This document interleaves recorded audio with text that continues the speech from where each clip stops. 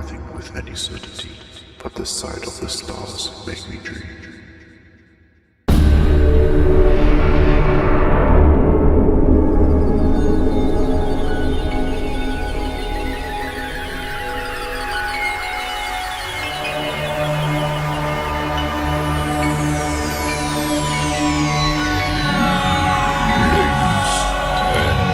Gentlemen, may I have your attention, please? The show starts in 10, 9, 8, 7, 6, 5, 4, 3, 2, 1. Go.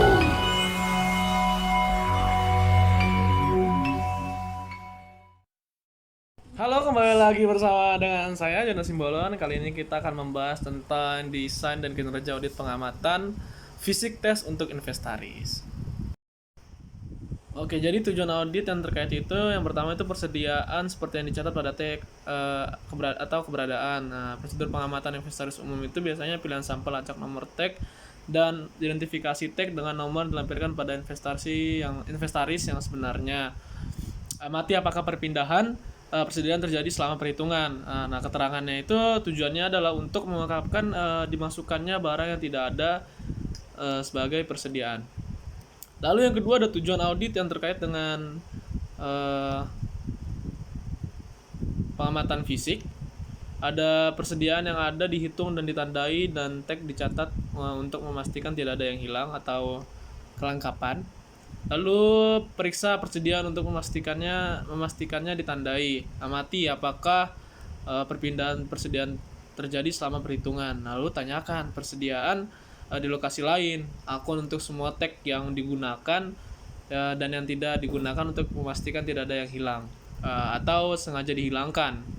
Nah, sering tuh kan ya banyak yang barang yang berhilangan. Nah, jadi kita harus memastikan ada barang yang hilang atau sengaja dihilangin. Nah, rekam nomor tag untuk yang tidak digunakan dan yang tidak digunakan untuk tidak lanjut selanjutnya.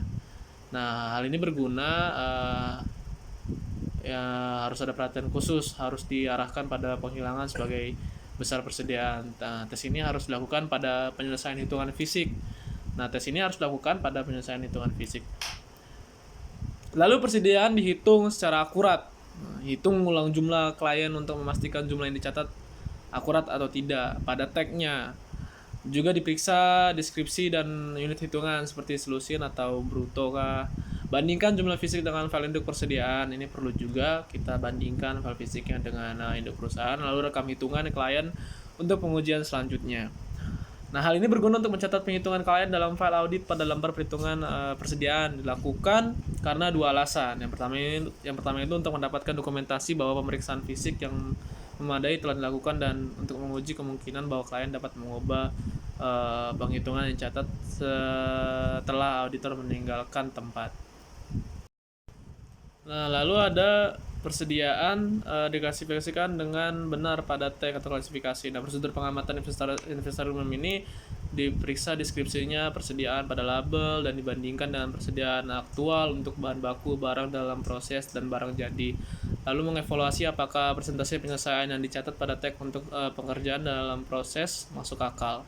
Nah, jadi kita perlu juga dalam penyelesaiannya yang dicatat pada tag itu untuk dalam pekerjaan atau dalam prosesnya dilihat itu masuk akal atau tidak. Lalu keterangannya, hal ini tes ini akan dilakukan sebagai bagian dari prosedur pertama dalam tujuan akurasi. Lalu informasi diperoleh untuk memastikan penjualan dan pembelian inventaris dicatat pada periode yang tepat. Ini kalau bahasa Inggrisnya kita sering sebut cut off. Nah, prosedur pengamatan inventaris umumnya ini catat dalam file audit untuk tindak lanjut selanjutnya. Nomor dokumen itu penting. Pengiriman terakhir yang digunakan pada akhir tahun. Pastikan persediaan untuk item di atas dikecualikan dari hitungan fisik. Lalu ditinjau area pengirimannya untuk persediaan yang disisihkan untuk pengiriman tapi tidak dihitung. Catat dalam file audit untuk dilanjut selanjutnya nomor laporan penerimaannya terakhir yang digunakan pada akhir tahun. Nah, hal ini keterangannya ini memperoleh informasi cut off yang tepat.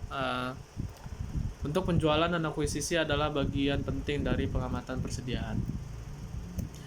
Lalu, tujuan audit yang terkait juga informasi diperoleh untuk memastikan penjualan dan pembelian inventaris dicatat pada periode yang tepat. Lalu, barang persediaan yang usang dan tidak dapat digunakan itu dikeluarkan atau dicatat. Nah, ini biasanya kita sebut nilai yang dapat direalisasi. Nah, prosedur pengamatan inventarisnya itu tes untuk persediaan usang dengan penyelidikan karyawan pabrik dan manajemen, dan kewaspadaan untuk barang-barang yang rusak, akurat, atau debu, atau terletak di tempat yang tidak pantas. Lalu klien memiliki hal atas persediaan yang direkam pada tag. Nah, ini klien ini memiliki hak dia untuk memeriksa persediaan pada tagnya. Lalu tanyakan tentang pengiriman atau persediaan pelanggan yang disertakan di tempat klien. Waspadai persediaan yang disisihkan atau secara khusus ditandai sebagai indikasi tidak memiliki kepemilikan. Nah, ini perlu diwaspadai nih, persediaan yang disisihkan atau secara khusus ditandai sebagai indikasi tidak memiliki kepemilikan. Nah, lalu kita perlu observasi fisik persediaannya. Persediaan perusahaan sangat bervariasi dan secara signifikan tiap perusahaan berbeda. Oleh karena itu, auditor perlu memperoleh pemahaman tentang industri dan bisnis klien untuk pengamatan persediaan fisik dan penetapan harga serta kompilasi persediaan. Nah, auditor harus mengevaluasi apakah risiko yang terkait dengan persediaan memenuhi syarat sebagai risiko signifikan. Nah, setelah memiliki setelah menilai risiko bisnis klien, auditor menentukan materialitas kinerja dan menilai risiko inherent untuk persediaan.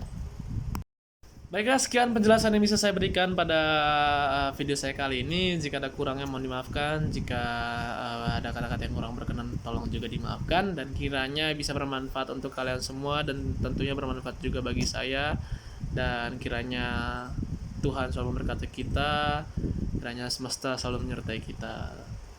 God bless you all.